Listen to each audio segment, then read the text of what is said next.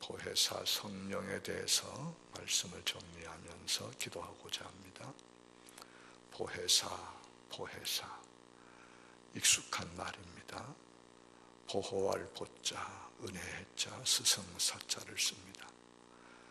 우리를 보호해 주시고 우리에게 은혜를 베푸시며 스승 되심을 의미하는 귀한 이름입니다. 헬라어로는 파라클레토스라고 하는 거 다 아시지요? 그 뜻은 돕는 자, 위로자, 상담자, 변호인이라는 중요한 뜻들이 거기 함축되어 있습니다. 그래서 우리 신앙생활은 성령의 도우심이 절대적으로 필요한 것을 알 수 있습니다. 성령의 도우심, 성령이 함께 하시지 아니하고는 신앙생활의 시작도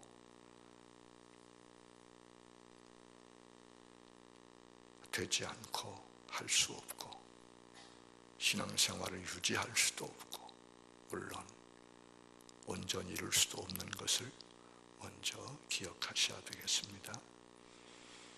이러한 성령의 은혜 역사에 대해서 요한복음 14장 26절이나 15장 26절이나 16장 오늘 아침 봉독한 7절 말씀 등의 주님 말씀을 통해서 잘 이해할 수가 있습니다. 요한복음 14장 이렇게 말씀하셨습니다. 보혜사 곧 아버지께서 내 이름으로 보내실 성령 그가 너희에게 모든 것을 가르치고 내가 너희에게 말한 모든 것을 생각나게 하실 것이다. 그렇게 말씀하고 있습니다. 또 요한복음 15장에서는 내가 아버지께로부터 너희에게 보낼 보혜사 곧 아버지께로부터 나오시는 진리의 성령이 오실 때에 그가 나를 증언하실 것이라고 말씀을 하고 있습니다. 그래서 고전 12장 3절 말씀에는 성령으로 아니하고는 누구든지 예수를 주시라 할 수 없느니라고 말씀하고 있는 것입니다. 성령의 도우심이 아니면 성령의 역사가 아니면 성령을 통하지 않고는 아무것도 알 수 없고 알 수 없으니까 믿을 수도 없고 믿음을 지켜갈 수 없는 사실을 말씀하는 거죠. 이 아침 봉독한 말씀 가운데 보혜사 성령의 사역, 역사에 대해서 많이 말씀해 주고 있습니다. 먼저 기억할 것은 보혜사 성령께서 주님께서 주시는 유익보다 더 많은 유익을 주신다고 말씀하고 있습니다. 우리 주님께서 세상에 오셔서 3년간의 공생애를 통해서 얼마나 많은 것을 우리에게 말씀해 주시고 보여주시고 하셨습니까? 그런데 성령이 오시면 그보다 더 많은 것을, 더 큰 것을 우리에게 주셔서 유익하게 하신다. 그렇게 말씀하는 거예요. 또 이 보혜사 성령께서 오시면은 죄에 대해서, 의에 대해서, 심판에 대해서 세상을 책망하신다고 말씀하시는 거예요. 책망한다는 말은 다른 번역에서 잘못 생각하고 있는 점을 깨우쳐 주실 것이다 라고도 했고 그릇된 생각을 꾸짖어 바로 잡아 주실 것이다 라고도 번역을 했습니다. 영어 성경들에서는 보여준다, 증명한다, 꾸짖는다 이런 말들로 번역을 하고 있습니다. 그러므로 우리가 죄에 대해서 바로 알려면은 성령을 통해서 알 수 있는 것이고 성령의 도우심이 필요한 거죠. 의에 대해서도 바로 알려고 그러면은 성령의 도우심을 받아야 하는 거죠. 심판에 대해서도 바로 알려고 하면 성령의 도우심을 받아야 되는 거죠. 성령의 도우심을 받지 않고는 죄가 뭔지를 몰라요. 의가 뭔지도 몰라요. 심판에 대해서도 알 수가 없는 거예요.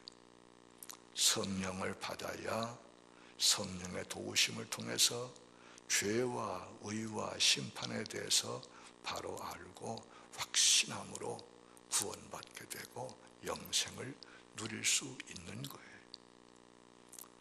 또 보혜사 성령께서 우리를 모든 진리 가운데로 인도하신다고 말씀하죠.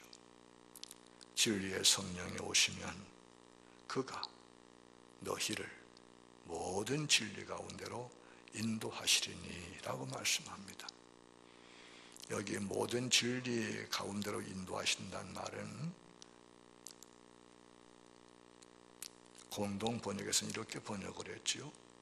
진리를 온전히 깨닫게 하여 주실 것이다. 보다 쉽게 번역이 됐지요. 진리를 온전히 깨닫게 하여 주실 것이다. 그러므로 우리가 진리이신 주님을 위시하여 진리이신 주님의 말씀, 하나님의 말씀들을 온전히 알려고 하면 성령의 도우심이 필요한 거지요. 성령의 도우심이 아니면은 주님을 알 수 없어요. 성경 말씀을, 주님의 말씀을 아무리 읽어도 그 뜻을 알 수가 없는 것을 우리가 깨닫고 고백하면서 성령을 사모해야 합니다. 또 보혜사 성령께서 하신 일 가운데 듣는 것을 말하신다는 말씀을 주님이 하십니다. 이렇게 본문에서 말씀하셨지요. 그가, 즉 보혜사 성령이 스스로 말하지 않고 오직 들은 것을 말하시며 라고 하고 있습니다. 우리는 이 말씀에서 보혜사 성령이 성부 하나님, 성자 예수님과 하나이심을 알 수가 있습니다. 그리고 더 나아가서 성부, 성자, 성령이 상호 종속 관계에서 질서정연하게 평화하게 일하시는 사실도 이해할 수가 있습니다. 성령은 성부와 성자에게서 들은 것을 말씀하시는 성부와 성자의 영으로 말씀되고 있죠. 그래서 우리는 성령을 통하여 성부 하나님의 말씀을 들을 수 있고 성자 예수님의 말씀을 들을 수 있는 거예요. 그러므로 우리가 하나님의 말씀을 들으려면 성령을 받아야 하고 성령의 도우심을 받아야 되죠.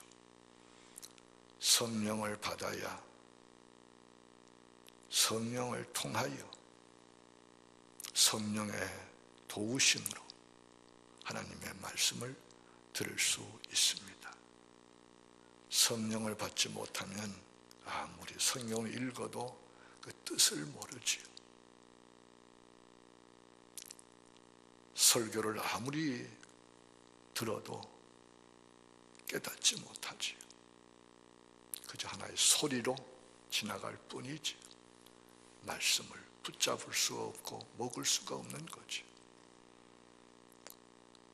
또 보혜사 성령은 우리에게 장래일을 알려주신다고 말씀해주고 있습니다. 본문에서 말씀하셨지요. 장래일을 너희에게 알리시리라. 알리신다는 말씀은 말씀해 주신다, 알려주신다 라고 번역을 하기도 하는데요. 여기에 장래일은 잘 기억하셔야 합니다.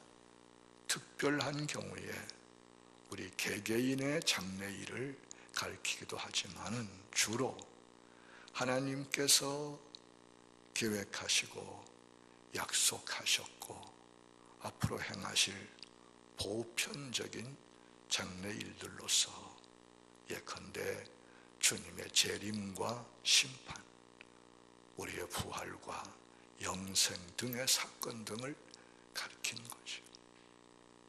이런 하나님의 계획과 하나님이 하실 장래 일에 대해서 사람은 아무도 알 수 없어요.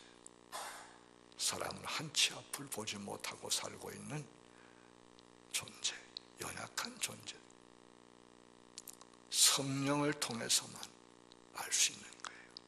여러분들이 하나님의 계획하신, 하나님이 앞으로 행하실 모든 놀랍고 신비한 성경 말씀에 예언되어 있는 그 모든 사건들을 분명하게 알고 보고 믿고 살려면 성령의 도우심이 절대 필요한 사실을 기억하면서 성령을 사모하시기 바랍니다.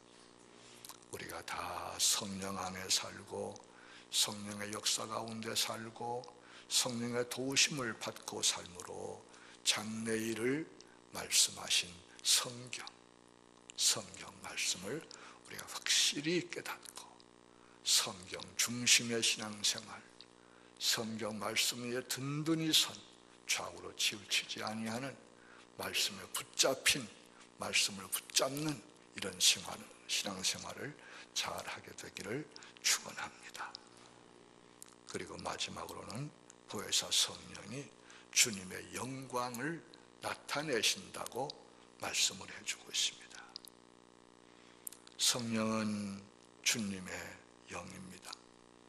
성령은 하나님의 영입니다. 이 성령을 받는 사람은 주님의 영광을 나타내고 하나님의 영광을 나타내게 되어 있습니다. 성령을 받는 사람은 주님의 일을 하고 하나님의 일을 하게 되어 있습니다.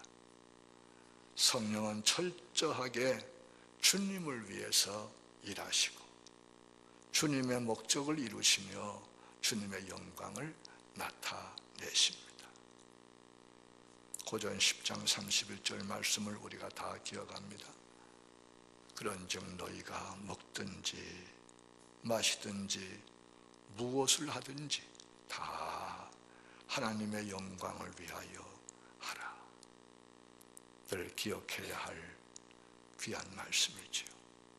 하나님의 영광, 하나님께 영광을 돌려드리는 것, 하나님의 영광을 드러내는 것, 이것이 우리 모든 성도들의 제일 본분인 것을 기억하면서 이 일은 우리의 노력이나 우리의 지혜나 우리의 힘으로만 되는 것이 아니라 성령의 역사 안에서 성령에 사로잡혀 살아갈 때에 성령의 지배 아래 살아갈 때에 성령의 인도하심을 받고 도우심을 받을 때 되는 것을 분명하게 알고 이 성령 대망 기도회를 통해서 특별히 성령을 사모하고 성령으로 충만하게 됨으로써 이후에 우리의 삶이 이전보다 더 하나님의 영광을 드높이는 아름답고 복된